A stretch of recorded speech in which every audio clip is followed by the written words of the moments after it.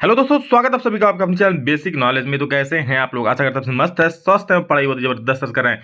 दोस्तों आज आप लोग का सोशल साइंस का बहुत ही महत्वपूर्ण 40 सवाल देखने वाले हैं। जी हाँ दोस्तों, बिल्कुल 40 में 40 लूट लेना। 12 अप्रैल आप लोगों को सोशल साइंस का एग्जाम होने वाला है और कल आप लोग का हिंदी और इंग्लिश का एग्जाम है। कल के लिए वीडियो अपलोड हो चुका है बहुत सारा, और भी आज अपलोड होगा, जरूर देखना सभी को बिल्कुल। और इसको आज का जो क्लास है सोशल साइंस का जरूर देखना, बहुत महत्वपूर्ण आप लोग एग्जाम के लिए। इससे जरूर सवाल पूछ जाएंगे आप लोग एग्जाम में, ठीक है। चैनल पर अगर पहली बार है तो सब्सक्राइब याद से जरूर कर लेना, क्योंकि अगर सब्सक्राइब नहीं करोगे तो हर एक वीडियो नहीं मिलेगा और फिर वीडियो देखने से वंचित हो सकते हो। इसलिए सब्सक्राइब जरूर कर लेना, सभी दोस्तों को शेयर भी जरूर कर देना। चलिए दोस्तों, इस वीडियो को शुरू करते हैं। तो दोस्तों सबसे पहला सवाल है, जर्मन संसद को क्या कहा जाता है? दोस्तों जर्मन संसद को याद से देख लो, राइक स्टैग बोला जाता है। बहुत महत्वपूर्ण सवाल है, कई बार पूछा गया एग्जाम में। जर्मन संसद क्या बोला जाता है? तो उसको बोला जाता है राइक स्टैग। ऑप्शन नंबर 2 बिल्कुल सही हो जाएगा। कई खेतों को मिलाकर की जाने वाली सामूहिक खेती को क्या कहते हैं? ठीक है, कई खेतों को मिलाकर की जाने वाली सामूहिक खेती को क्या बोलते हैं? उसको बोलते हैं कम्यून। कम्यून मतलब एक साथ सभी को कम्यून करके खेती की जाती है, उसको बोलता है क्या? कम्यून। क्या बोलता है उसको? कम्यून। ऑप्शन नंबर 1 बिल्कुल सही उत्तर हो जाएगा। नेक्स्ट क्वेश्चन हम लोग फ्रांस की क्रांति कब हुई? तो 1789। ये दोस्तों लोग क्लास 10 में भी ये वाला सवाल मिलेगा और अभी भी याद कर लो। 14 जुलाई 1789 में दोस्तों फ्रांस की क्रांति हुई थी। 1789 का डेट जरूर याद रखना। जी हाँ दोस्तों, 1789 1789 में फ्रांस की क्रांति हुई थी। और कब? तो 14 जुलाई को। लुई सोलवा किस वंश का शासक था? मतलब किस वंश का था? दोस्तों वो बुर्बो वंश से संबंधित, ठीक है, जो कि फ्रांस के एक राजघराना था, उसी का वहां पर शासन चल रहा था। बिल्कुल राजतांत्रिक प्रजातांत्रिक शासन थी, लोगों पर अत्याचार कर रहा था। फिर फ्रांस की क्रांति हुई और इसको वहां से गद्दी से उतार दिया गया। किसको? बुर्बो वंश के जो शासक थे लुई सोलह को, उसको उतार दिया गया। फिर नेपोलियन वहां का शासन बना था। नेपोलियन ने ही सभी का साथ लेकर उसको वहां से हटाया था, ठीक है। तो ये था दोस्तों बुर्बो वंश का था कौन? लुई सोलवा। एडोल्फ हिटलर का जन्म कहाँ हुआ था दोस्तों? तो याद रखना, एडोल्फ हिटलर का जन्म हुआ था ऑस्ट्रिया में। कहाँ पे?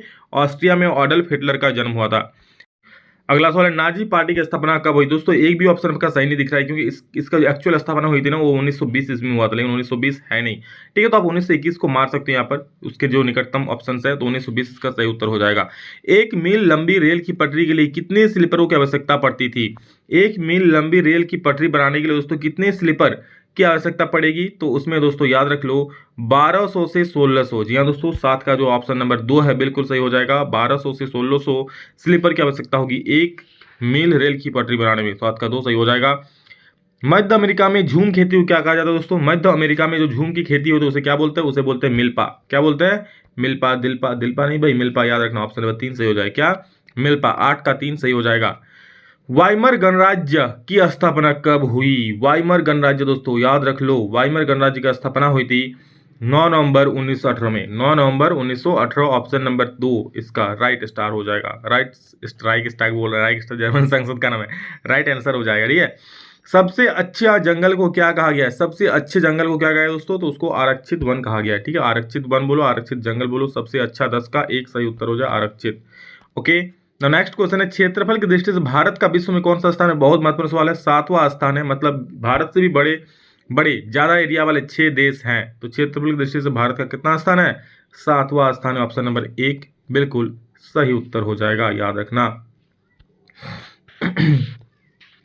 भारत में मानसून का आगमन निम्नलिखित में से कब लगभग कब होता है? तो आप लोग जानते हैं जून में दोस्तों मानसून का आगमन हो जाता है भारत में। बरसातें होने लगती है, ठंडे ठंड हवाएं बहने लगती है, रिमझिम बारिश होने लगती है। तो 12 का क्या हो जाएगा?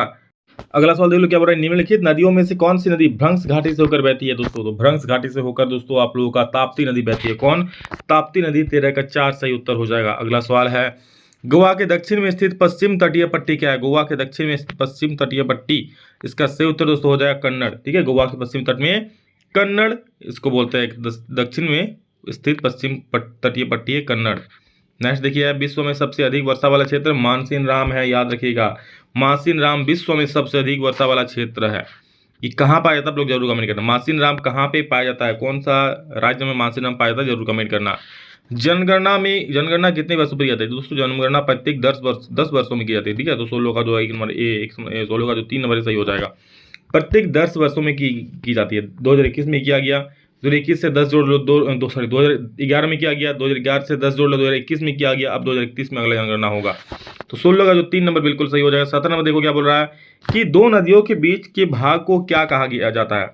दो नदियों के जो बीच का भाग होता है ना दोस्त, जो दो नदियां, एक नदी यहाँ बह रही है, एक नदी यहाँ बह रही है, एक नदी यहाँ बह रही है, यहाँ पर मतलब यहाँ एक नदी बह रही है, यहाँ पर एक नदी बह रही है, तो बीच का जो एरिया होता है ना, ये वाला एरिया, ये वाला, इसको क्या बोलते हैं दोस्तों? दो नदी का बीच का भाग को दोआब बोलते हैं, दोबाब। ठीक है, दो बाब, दो भाग बोलो दोबाब, दोबाब होता है 17 का 4। 18 क्या बोल रहा है? भारत में सबसे कम जनघनत्व वाला राज्य कौन है? तो भारत में सबसे कम जनघनत्व वाला राज्य कौन है दोस्तों? तो अरुणाचल प्रदेश हो जाएगा, सबसे जनघनत्व वाला राज्य है। मतलब इतना एरिया में इतना आदमी, वहां पर सबसे कम आदमी रहता है एरिया के अनुसार। नीलगिरी की सबसे ऊंची चोटी कौन है? तो नीलगिरी की सबसे ऊंची चोटी दोस्तों दो दो बेटा है, इसका दोदा बेटा भी बोलता है कहीं पे ही। ठीक है, तो दोदा बेटा बोलो या फिर दो बेटा बोलो। ठीक है, एक बेटा नहीं, दो बेटा। नीलगिरी की सबसे ऊंची चोटी कौन है? दो बेटा। भारत में किस नदी की अवबाधरोणी सबसे बड़ी है दोस्तों? तो भारत की किस नदी की अवबाधरोणी सबसे बड़ी है? ये हो जाए गंगा। गंगा की अवबाधरोणी दोस्तों सबसे बड़ी है। संसद के कितने सदन होते हैं दोस्तों? तो 21 का सही उत्तर हो जाएगा ऑप्शन नंबर 2, 3 सदन होते हैं। ठीक है, एक मिनट, संसद के 2 सदन होते हैं, 21 का सही 2 सदन होते हैं ना संसद के, एक होता है लोकसभा, एक होता है राज्यसभा, तो 2 सदन हो जाएगा। भारतीय संविधान को लिखने वाली सभा में कितने सदस्य थे दोस्तों? तो 22 का सही उत्तर हो जाएगा 299। कितना था? 299, ऑप्शन नंबर 2। भारत सरकार ने दूसरी पिछड़ी जाति आयोग कब गठित किया? भारत सरकार ने दूसरी पिछड़ी जाति आयोग कब गठित किया दोस्तों? तो 23 का ऑप्शन नंबर 3 बिल्कुल सही हो जाएगा, 1979, ऑप्शन नंबर 3 सही हो जाएगा। अगला सवाल है, भारतीय संविधान द्वारा नागरिकों को कितने मौलिक अधिकार प्रदान किए गए हैं? भारतीय संविधान द्वारा नागरिकों को कितने मौलिक अधिकार प्रदान किए गए दोस्तों? तो 24 का सही उत्तर दोस्तों ऑप्शन नंबर 3 यानी कि 6 मौलिक अधिकार प्रदान किए गए हैं। लोकसभा में अनुसूचित जनजातियों के लिए कितनी सीटें आरक्षित है? लोकसभा में अनुसूचित जनजातियों के लिए कितनी सीटें आरक्षित है दोस्तों? तो याद रखिएगा,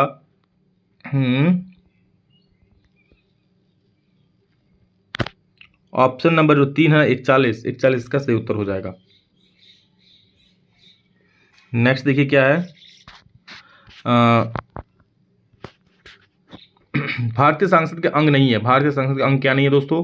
तो भारतीय संसद के अंग जो है आप लोगों का यहाँ पर सुप्रीम कोर्ट नहीं है। ठीक है, 26 का 4 सही हो जाएगा। 27 नंबर, राष्ट्रीय मानवाधिकार का कार्य नहीं है। राष्ट्रीय मानवाधिकार का कार्य क्या नहीं है? तो आरोपी को सजा देना। राष्ट्रीय मानवाधिकार का कार्य नहीं है, क्या नहीं है? आरोपी को सजा देना। 27 का 4 सही हो जाएगा। पालमपुर का मुख्य सिंचाई का स्रोत क्या है दोस्तों? तो पालमपुर का मुख्य सिंचाई का स्रोत क्या हो जाएगा? नलकूप हो जाएगा। नलकूप से वहां पर सिंचाई होता था। राशन कार्ड कितने प्रकार के होते हैं? तो दोस्तों राशन कार्ड 3 प्रकार के होते हैं। क्या क्या होते हैं? एक होता है लाल कार्ड, एक होता है हरा कार्ड, एक होता है पीला कार्ड, आपको जानते हैं APL BPL, और एक होता है क्या? तो ये हो जाएगा 29 का 3 सही उत्तर हो जाएगा, हरा पीला लाल। आप लोग क्या है कमेंट करके जरूर बोलना। मानव संसाधन किसे क्या दोस्तों? जनसंख्या को मानव संसाधन कहते हैं। ठीक है, तो 30 का जो होगा ऑप्शन नंबर 1 सही हो जाएगा। जनसंख्या को क्या बोलते हैं? मानव संसाधन। भारतीय संविधान में से कौन सा अधिकार देता है? काम का अधिकार, पर्याप्त जीविका का अधिकार, अपनी संस्कृति की रक्षा का अधिकार, की निजता का अधिकार? वो तो भारतीय संविधान दोस्तों अपने काम का अधिकार देता है। ठीक है, क्या देता है? काम का अधिकार। 31 का जो है 1 सही हो जाएगा। यदि आपको भारत का राष्ट्रपति चुना जाए, अरे वाह, आपको राष्ट्रपति बना दे रहे हैं, सुनो आगे, तो आप निम्न में से कौन सा फैसला खुद कर सकते हैं? अगर आपको भारत का राष्ट्रपति बना देगा भाई, तब कौन सा फैसला खुद कर सकते हो? तो देखो क्या हो जाएगा 32 नंबर, इसका सही उत्तर हो जाएगा दोनों सदनों द्वारा पारित विधेयक पर पुनर्विचार के लिए कह सकते हैं। ठीक है, ये भी नहीं कर सकते, ये भी नहीं कर सकते, ये भी नहीं कर सकते, बट ये चीज कर सकते हो। भुखमरी और आश्रय का न होना किसको दर्शाते हैं? भुखमरी और आश्रय का न होना निर्धनता को दर्शाता है, गरीबी को दर्शाता है, तो निर्धनता हो जाएगा ना। भुखमरी, खाने को नहीं मिल रहा है, आश्रय नहीं है, घर नहीं है, तो गरीबी हो गया, निर्धनता हो गया। औजार, मशीन, भवन आदि को क्या कहते हैं? उत्पादक, अस्थायी पूंजी क्या अस्थायी पूंजी? तो इसको दोस्तों बोलता है अस्थायी पूंजी। क्या बोलता है? अस्थायी पूंजी। 34 का 3 सही हो जाएगा। अस्थायी पूंजी मतलब ऐसा पूंजी जिसको आप लोग कई सालों तक यूज कर सकते हो। औजार, मशीन, भवन कई सालों का एक बार बना करके आप लोग यूज कर सकते हो। ठीक है, भूमि मापने की मानक इकाई क्या है? तो भूमि मापने की मानक इकाई दोस्तों हेक्टेयर है। ठीक है, ऐसे कई मापा जाता है, गांव घर में एकड़ में मापा जाता है, पैमाना गज, लेकिन जो एक्चुअल माप इकाई है वो है हेक्टेयर। भारत वर्ष में 2011-12 में निर्धनता रेखा के नीचे के निर्धनों का अनुपात कितना था? तो दोस्तों वहां पर निर्धन का अनुपात 22.2% था।